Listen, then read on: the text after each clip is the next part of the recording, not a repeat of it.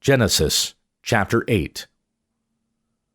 Then God remembered Noah, and all the beasts and all the cattle that were with him in the ark, and God caused a wind to pass over the earth, and the water subsided.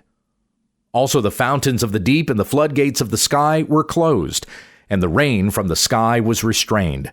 And the water receded from the earth, going forth and returning, and at the end of 150 days the water decreased.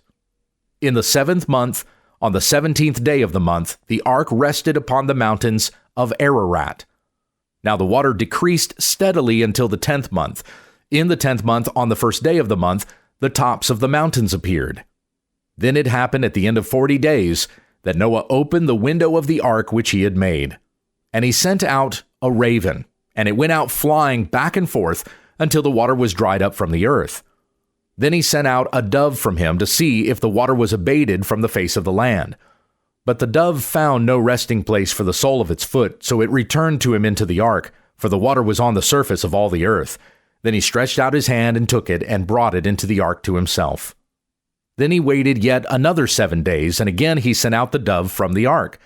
And the dove came to him toward evening, and behold, in its beak was a freshly picked olive leaf. So Noah knew that the water was abated from the earth. Then he waited yet another 7 days and sent out the dove, but it did not return to him again. Now it happened in the 601st year, in the 1st month, on the 1st day of the month, the water was dried up from the earth. Then Noah removed the covering of the ark and looked, and behold, the surface of the ground was dried up. In the 2nd month, on the 27th day of the month, the earth was dry. Then God spoke to Noah, saying, Go out of the ark, you and your wife and your sons wives with you. Bring out with you every living thing of all flesh that is with you, birds and animals and every creeping thing that creeps on the earth, that they may swarm on the earth, and that they may be fruitful and multiply on the earth. So Noah went out, and his sons, and his wife and his sons' wives with him. Every beast, every creeping thing, and every bird, everything that moves on the ground, went out by their families from the ark. Then Noah built an altar to Yahweh, and took of every clean animal and of every clean bird, and offered burnt offerings on the altar.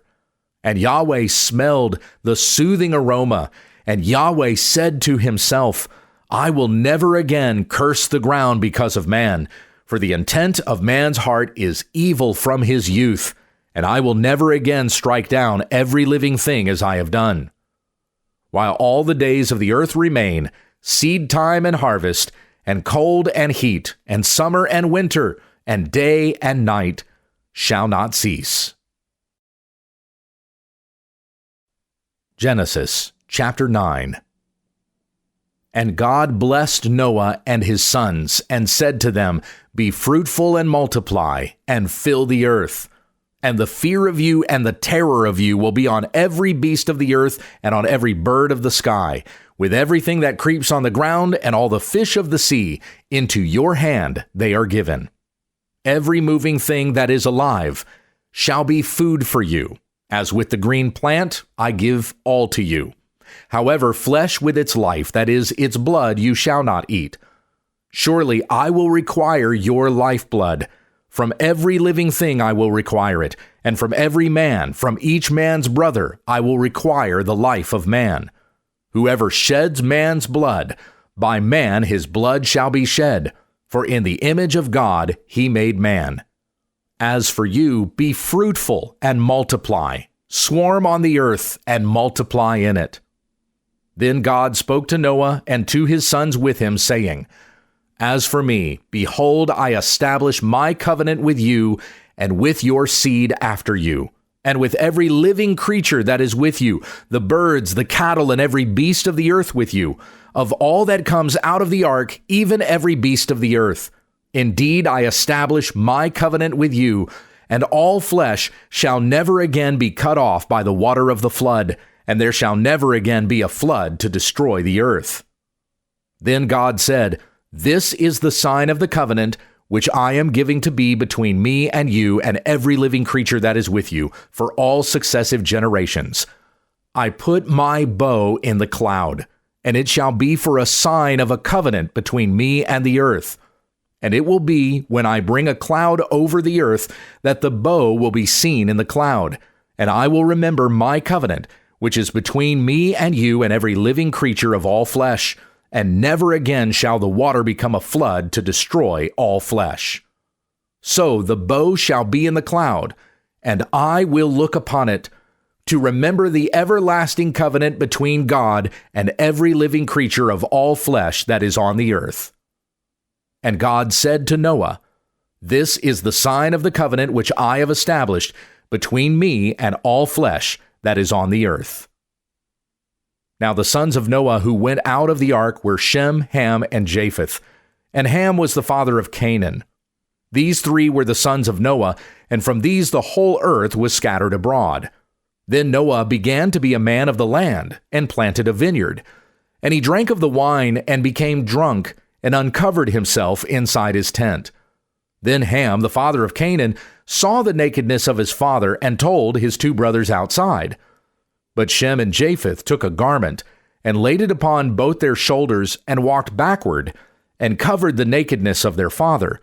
And their faces were turned backward, so that they did not see their father's nakedness. Then Noah awoke from his wine, and he knew what his youngest son had done to him. So he said, Cursed be Canaan, a servant of servants he shall be to his brothers. And he said, Blessed be Yahweh, the God of Shem, and let Canaan be his servant. May God enlarge Japheth, and let him dwell in the tents of Shem, and let Canaan be his servant. And Noah lived 350 years after the flood. So all the days of Noah were 950 years. And he died. Genesis chapter 10.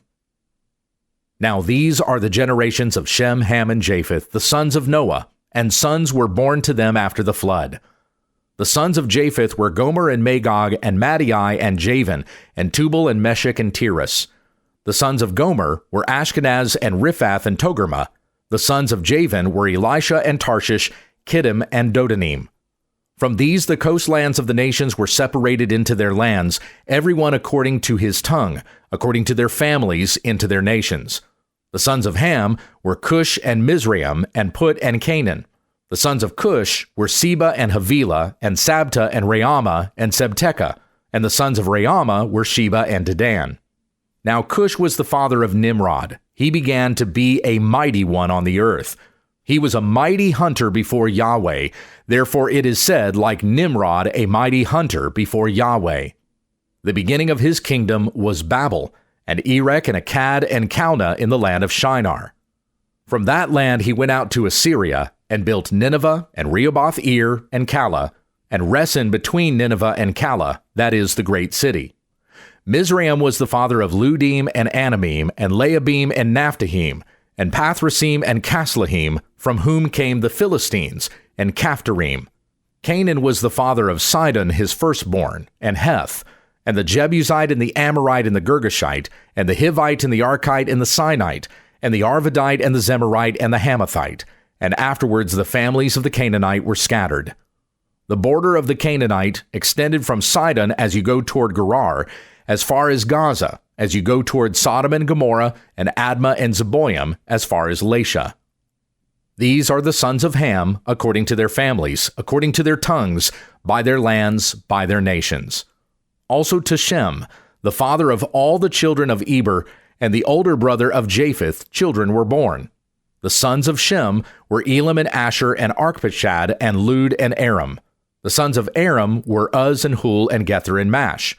Arpachshad was the father of Shelah, and Shelah was the father of Eber.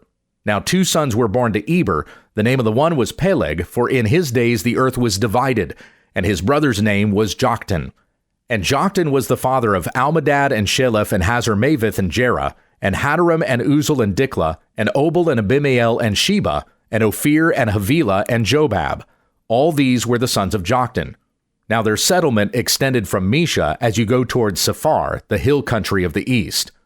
These are the sons of Shem, according to their families, according to their tongues, by their lands, according to their nations. These are the families of the sons of Noah, according to their generations, by their nations. And out of these the nations were separated on the earth after the flood. Genesis chapter 11. Now the whole earth had the same language and the same words. And it happened as they journeyed east that they found a plain in the land of Shinar and settled there. Then they said to one another, "Come, let us make bricks and burn them thoroughly." And they had brick for stone, and they had tar for mortar. And they said, "Come, let us build for ourselves a city and a tower whose top will reach into heaven, and let us make for ourselves a name, lest we be scattered over the face of the whole earth." Then Yahweh came down to see the city and the tower which the sons of men had built. And Yahweh said, "Behold, they are one people, and they all have the same language, and this is what they have begun to do. So now nothing which they purpose to do will be impossible for them. Come, let us go down and there confuse their language, so that they will not understand one another's language." So Yahweh scattered them from there over the face of the whole earth, and they stopped building the city. Therefore its name was called Babel, because there Yahweh confused the language of the whole earth, and from there Yahweh scattered them over the face of the whole earth. These are the generations of Shem. Shem was 100 years old and became the father of Arpachshad 2 years after the flood. And Shem lived 500 years after he became the father of Arpachshad, and he became the father of other sons and daughters. And Arpachshad lived 35 years and became the father of Shelah. And Arpachshad lived 403 years after he became the father of Shelah, and he became the father of other sons and daughters.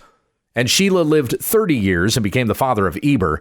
And Shelah lived 403 years after he became the father of Eber, and he became the father of other sons and daughters. And Eber lived 34 years and became the father of Peleg. And Eber lived 430 years after he became the father of Peleg, and he became the father of other sons and daughters. And Peleg lived 30 years and became the father of Reu. And Peleg lived 209 years after he became the father of Reu, and he became the father of other sons and daughters. And Reu lived 32 years and became the father of Serug. And Reu lived 207 years after he became the father of Serug, and he became the father of other sons and daughters. And Serug lived 30 years and became the father of Nahor. And Serug lived 200 years after he became the father of Nahor, and he became the father of other sons and daughters. Nahor lived 29 years and became the father of Terah. And Nahor lived 119 years after he became the father of Terah, and he became the father of other sons and daughters. And Terah lived 70 years and became the father of Abram, Nahor, and Haran. Now these are the generations of Terah. Terah became the father of Abram, Nahor, and Haran became the father of Lot.